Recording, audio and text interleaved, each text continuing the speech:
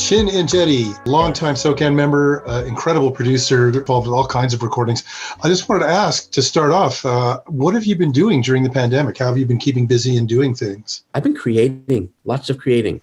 When people ask me how to get over their depression, how to get over whatever they're going through, no matter what medium you're in, even if you're not a creative, I just tell people to create. It really helps, man. It's therapeutic, but it's as a musician, you can feel yourself getting better. I'm a better keyboard player. I'm a better bass player. I'm a better version of myself because all I am doing is creating. That doesn't mean that I'm writing good music all the time. It just means I'm creating. And I'm one of those people that don't believe in writer's block. So I just feel like you have good days and you have bad days. And, right. and during the pandemic, I've had a lot of them, but I'm grateful for it. All of it. In fact, in 2020, you released a whole string of singles, For the Love of Life, Falling, Serious, Let Go. Yeah. It almost seems like you're busier than ever.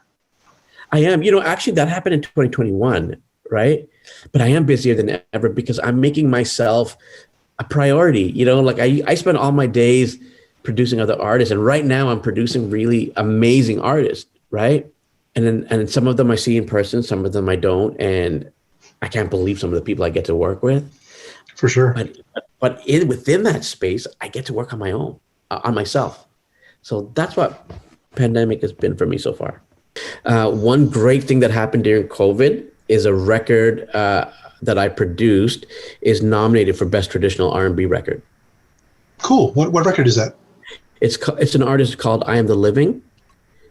And he's this English artist that moved to Vancouver to work with me.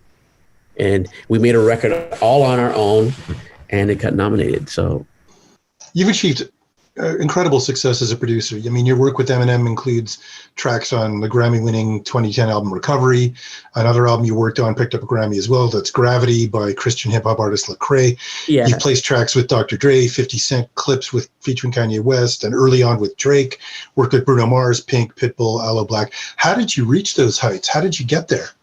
I mean, he's going to hate me for saying this, but Michael McCarthy is such a mentor to me, right?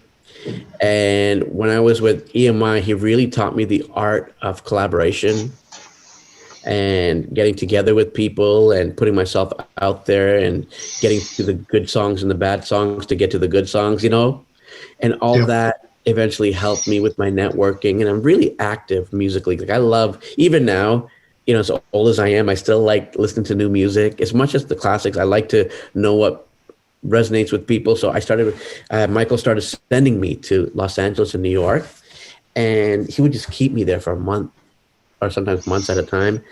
And I would just network. And eventually I met my production partner. Eventually I met Dr. Dre. Like things just fell into place. I don't know. I wish I had a better story than that, but that's what happened. When you're making beats, are you actually in the room with these sort of legendary characters like Eminem and some of them Dr. I am, Dre? some of them aren't. Some of them I am, some of them I'm not. Yeah, I mean, because I know the usual way for beat making is you cook up the beat, submit it, and then you find out later whether the artist has used it or not. And I'm sure you do your share of that too. Yeah, you do. But, I kind of pride myself on this one thing. I work with things that I like and the things that resonate with me. And like, even by today's standards, like, I'm not trying to get onto every trap record, or I'm not trying to do the latest of who's who. I'm just more interested in working with great artists. Like right now, I'm working with this incredible girl named Zeta who lives in Whistler, this Ethiopian artist. Like the story's great, the music's great.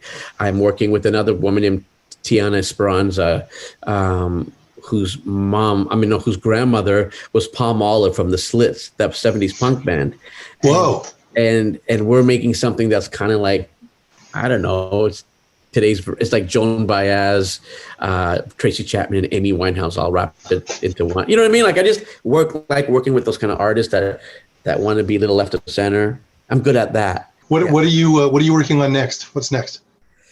I am working right now. I'm working with that artist, Tiana Esperanza. Right. I'm actually making a producer's record for myself. Oh, okay, cool. So I'm calling on all my favorite artists over the years, Canadian and not Canadian, to be vessels for some songs I wrote. And I was so grateful because I got that JSR grant, from Factor, and I can't believe that at this point in my life that I got it, and I'm feverishly working away on that because it's exciting, and I haven't done that for myself ever. So Sounds great. yeah, I'm excited. Can't wait to hear it.